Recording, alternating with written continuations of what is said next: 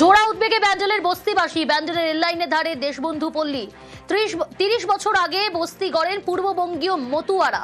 দিন মজুরি করে পেট চলে বেশিরভাগ বাসিন্দার। অনেকেরই নাম নেই 2002-এর তালিকায়। কি বলছেন তারা, কি ভাবনা চিন্তা তাদের, কারণ ইতিমধ্যেই উচ্ছেদের নোটিশ পড়েছে। সোমনাথ রয়েছে, আরো বিস্তারিত জানাবে সোমনাথ।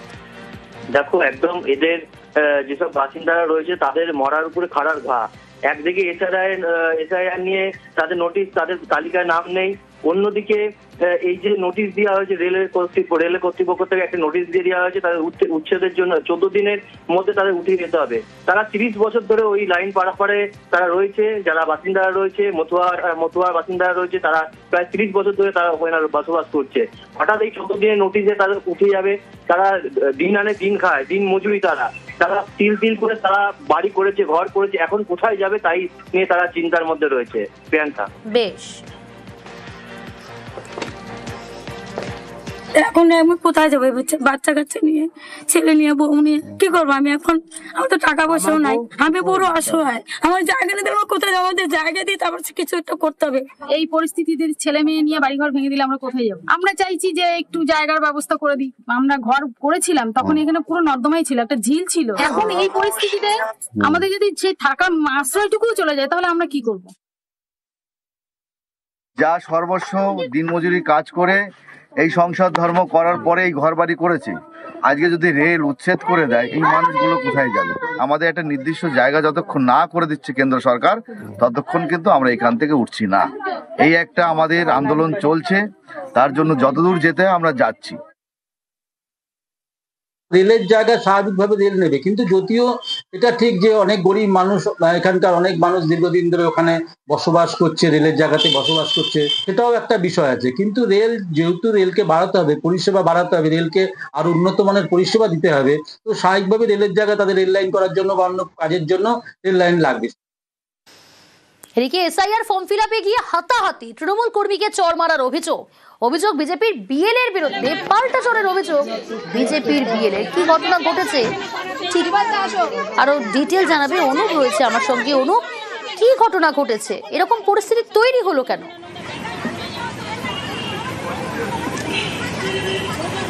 তো লেকটাউন যে বিধানপল্লী এলাকা, সেখানেই মূলত যে বিএলএ 2কে কিন্তু মারধরের অভিযোগ বিজেপি বিএলএ 2 এর বিরুদ্ধে।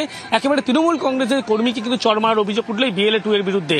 এবং যে অভিযোগ একেবারে আজকে যখন লেকটাউন বিধানপল্লী এলাকায় এসআইআর এর ফর্ম বিলি করা হচ্ছিল, ঠিক সেই সময় কিন্তু একেবারে তৃণমূলের পক্ষ থেকে বলা হচ্ছে বিএলএ 2 তিনি কিন্তু একেবারে খারাপ ব্যবহার করছেন এবং পাল্টা অভিযোগ করছে তার কাছ থেকে খাতা পেন কেড়ে নেওয়া হয়েছিল। এবং অন্যদিকে তৃণমূলের পক্ষ থেকে বলা হচ্ছে তিনি খারাপ ব্যবহার করছেন। এবং সেই সময় বলা হচ্ছে তৃণমূল কংগ্রেস কর্মী তাকে কিন্তু এই বিএলএ 2 কিন্তু চড় মারেন। এবং সেই সময় তৃণমূল কংগ্রেস যারা কর্মী তারা কিন্তু সেখানে পৌঁছে যায়। এরপরে দুপক্ষের মধ্যে উত্তেজনার পরিস্থিতি তৈরি হয় এবং পাল্টা অভিযোগ করে বিএলএ 2 তাকে মারধর করা হয়েছে, তৃণমূল কংগ্রেসের কর্মী তাকে চড় মেরেছে। কিন্তু এই ঘটনায় কিন্তু দুপক্ষের মধ্যে রীতিমতো হাতাহাতি পরিস্থিতি তৈরি হয়। যদিও এই সমগ্র যে ঘটনা, সেই সমগ্র ঘটনা নিয়ে কিন্তু পরবর্তী ক্ষেত্রে বলা হচ্ছে যিনি বিএলও দায়িত্বে ছিলেন তিনি জানাচ্ছেন তিনি এই গোটা বিষয়টা কিছু দেখতে পাননি। তার কারণ তিনি ফর্ম বিলি করতে ব্যস্ত ছিলেন, এসআইআর এর ফর্ম বিলি করার সঙ্গে সঙ্গে মানুষজনকে বোঝাতে ব্যস্ত ছিলেন, সেই কারণে তিনি কি ঘটনা ঘটেছে খেয়াল করতে পারেননি। কিন্তু এই এসআইআর এর যে ফর্ম বিলি, সেখানে অভিযোগ ওঠে যে যখন বোঝানো হচ্ছিল সেই সময় কিন্তু এই বিএলএ 2 কিন্তু এক তৃণমূল কংগ্রেস কর্মীকে লক্ষ্য করে চড় মারে। তারপরে তৃণমূল কংগ্রেস যারা কর্মী তারা কিন্তু বিধানপল্লী এলাকায় চলে আসে। দুপক্ষের মধ্যে উত্তেজনা পরিস্থিতিতে পাল্টা অভিযোগ করা হচ্ছে বিএলএ 2 কে কিন্তু তৃণমূল কংগ্রেস কর্মী চড় মারে। পরবর্তী ক্ষেত্রে পরিস্থিতি কিন্তু পুলিশ নিয়ন্ত্রণে আনে। বেশ। নোংরা যারা সব পরিষদের তাদের যে ইনচার্জ আছে, হ্যাঁ বাবু চৌধুরী, আমার খাতা কেড়ে নেবে। খাতা কেড়ে নিয়ে এরকম করে খাতা কেড়ে নেবে। আমার হাতে মোবাইলটা ছিল, আমার খাতা যেমনি কেড়ে নিয়েছে, ওর গায়ে গিয়ে মোবাইলটা লেগেছে আমার হাতটা নিয়ে। আমি যে মোবাইলটা লাগার সাথে সাথে ও একটা ঠাস করে আমার গালে চড়। আর ও হাত দেবেই বা কেন গায়ে? হ্যাঁ গালে, হ্যাঁ একদম গালে থাপ্পড়। যাদের বাড়িতে ফর্ম নেওয়া হয়েছে তাদের বাড়িতে গিয়ে জিজ্ঞাসা করুন, তাদের সামনেই হয়েছে। হ্যাঁ, এবার কি হচ্ছে এখানে? এরা সবাই তৃণমূল, সবাই এরা ইচ্ছা করে বলছে। নাম লেখালেখি ব্যাপারটা নিয়ে হয়েছিল, তার মধ্যে উনিও লিখছেন, আরো সিপিএম এর লোক আছে, তৃণমূলের লোক আছে, 3টি দল আছে। ওনার সঙ্গে লোকজন নেই, আর উনি চেনে না, যেতে থাকে বাইরের। এবার যখন চেনে না তখন উনি যখন জিজ্ঞেস করে তা ওনাকে বলা হচ্ছে কি আপনার মতন কাজ করতে থাকুন, যেরকম আমরা করছি করুন। উনি বলছে আমাকে গা হাত দিচ্ছে, কিন্তু উনি একটা আমাদেরই কর্মীকে চট করে একটা থাপ্পড় মেরে দিয়েছে। আমরা চাইছি সুস্থ পরিবেশ, সুস্থ থাকুক, আমাদের পাড়াতে কোনোদিন ঝামেলা হয় না। বিজেপির বিএলএকে মারধর, জুতোর মালা। কোচবিহারের মাথাভাঙার 239 নম্বর বুথের ঘটনা। অভিযোগ তৃণমূলের বিরুদ্ধে, যদিও অভিযোগ অস্বীকার তৃণমূলের। কারা কারা করলো আপনাকে? আমাকে ফটিক দাস করছে, আচ্ছা, চট থাপ্পড় মারছে। আমি রশিয়া দাসের বাড়িতে গেলাম, জব বসা আমরা 4টা কেবল মাত্র লেখছি। হ্যাঁ, লেখালেখির পর তারপরে ফটিক দাস আইসা আমাকে চট থাপ্পড় মারলো, আর কেতা দাস আইসা চট থাপ্পড় মারলো, মারে বলতেছে। আর ফইমেলা দাস আমার জুতের মালাটা পড়াই দিল, দিয়া আমাকে ধাক্কা বের করে দিল। বেটা ভাগ এখান থেকে, কি করতে আসছিস এখানে? ওরা কোন দলের? ওরা টিএমসি। আমাকে এগুলো কাজ করতে দিবে না। বেটা তুমি এগুলো কিসের জন্য কাজ করতে, কি করতেছো? এইটা মনে হয় আমরা বিজেপি দল করি, তার জন্য এই অপরাধে। আমি খবরটা শুনিনি, খোঁজ নিয়ে দেখছি। আর তৃণমূলের নেতারা এখানে জড়িত কেন? বিএলওরা তো নির্বাচন কমিশনের লোক, এখানে দলের কোনো সম্পর্ক নেই। তৃণমূল এটা আজকে এত ভীত হয়ে গেছে, আজকে এই ধরনের একটা নোংরা কাজ করছে। বিজেপি কিন্তু চুপ করে থাকবে না। যত জায়গায় কমপ্লেন জানানো হচ্ছে, তারা যদি এখনো যদি এটা করতে থাকে, তাদেরও বিরুদ্ধে ব্যবস্থা নেওয়ার জন্য বিজেপি প্রশাসনের কাছে যাচ্ছে।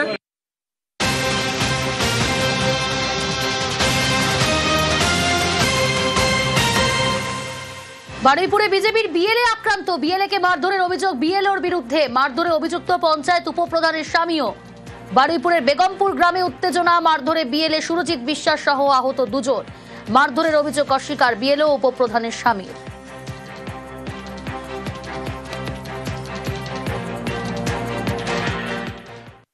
আমার যিনি বিএলও আছেন অঞ্জনা মণ্ডল, উনি 4 তারিখে ফর্ম বিলি করেছেন, পঞ্চায়েত থেকে ফর্ম তুলে। সেটা আমি জানতে পেরেছি, জানতে পারাতে ওনাকে বলেছি ফর্ম দিয়েছেন, আপনি আমাকে জানাননি কেন? তো বললো না আমি নিয়ে এসেছি, আমি 10টা ফর্ম নিয়ে এসেছি, আমি যাদেরকে চেনা তাদেরকে দিয়েছি। আমি আপনি তো আমাকে না জানিয়ে দিতে পারেন না। তো এই কথাতে ওনার সঙ্গে আমার একটু তর্কতর্কি বা কথা কাটাকাটি হয়। উপপ্রধানের স্বামী, রিয়া বর্মনের স্বামী, কোথা থেকে এসছেন, বাইক চড়ে এসে আমাকে যথারীতিভাবে ধস্তাধস্তি, ধাক্কাধাক্কি, কিল ঘুষি, মারামারি, তার সঙ্গে আরও কিছু লোকজন এসে আমাকে মেরেছে। এটা সম্পূর্ণ মিথ্যে। বিজেপিরা আগে থেকেই আমাকে হুমকি দিয়েছে, আমাদের না নিয়ে ঘুরলে ইয়ারুর কাছে তোমার চাকরি নিয়ে করব, কি করে চাকরি বাঁচে দেখব। তাও আমি কিছু মনে করিনি। আমি ওদেরকে ফোন করে ডেকে নিয়ে ফিল্ডে গেছি। তারপরে ওরা আমার কাছে মিথ্যে অভিযোগ করে ফেসবুকে লিখেছে আমি নাকি ওদের আই কার্ড ছিঁড়ে দিয়েছি, চড় মেরেছি। এটা সম্পূর্ণ মিথ্যে, আমি কিছুই করিনি। খালি মিথ্যে অভিযোগ দিয়ে ওরা আমার নামে ফেসবুকে লিখে ছেড়েছে। একা একা কাজ করতে ভয় পাচ্ছি। আমাকে একটু প্রোটেকশন না হলে আমি ফিল্ডে নামবো কি করে? না, আমাদের ওরকম কোনো ব্যাপার না। আমরা এখানে ব্লকে সারাদিন ছিলাম, একটা আমাদের ট্রেনিং হয়েছে। তারপরে ব্লক থেকে শুনতে পাই, ব্লক সভাপতি আমাকে পাঠিয়েছে, আমরা গিয়ে পরিস্থিতি সামাল দিয়েছি। ওরা যেটা বলছে ভিত্তিহীন, ওরা নিজেদের ভিতরে কোথায় বেশি মারামারি করেছে মদপথ খেয়ে, ওরাই জানে। আমাদের বিএলএ টু সুরজিৎ গিয়ে যাওয়া মাত্রই তার থেকে কাগজ দেখতে চায় এবং কাগজটা ছিঁড়ে দেয়। তারপরে অঞ্জনা দেবী প্রথম চটটা মারে সুরজিতের গালে। তারপরে বেগমপুর পঞ্চায়েতের উপপ্রধানের যিনি হাজবেন্ড চয়ন বর্মন 15-20 জনকে নিয়ে আমাদের ফেলে বিএলএ টুকে মারে। 53 বছর বয়স, সে ঠেকাতে গেলে তাকে এমন মেরেছে, তার মাথা ফেটে গেছে, কান দিয়ে রক্ত বেরোচ্ছে, মাথার পেছনে রক্তের ক্লট জমে গেছে। চয়ন বর্মনকে গ্রেপ্তার করা হোক, অঞ্জনা মণ্ডলকে ইমিডিয়েট বহিষ্কার করা হোক। সেটা হতে পারে যারা বিএলও হিসাবে কাজ করছে তারা মারধর করতে যাবে। চয়ন বর্মন পার্টি অফিসে ছিল, গণ্ডগোলের সূত্রপাত হওয়ার পরে আমি তাকে পাঠিয়েছি। বিজেপি যাকে বিএলও 2 বানিয়েছে সে ওখানে থাকে না, তার কোনো বাড়িঘর নেই, ভোটার লিস্টে নাম আছে কিনা আমার জানা নেই। শুধুমাত্র প্রশ্ন করে যে আপনি এখানে থাকেন না, আপনি কি করে এলেন?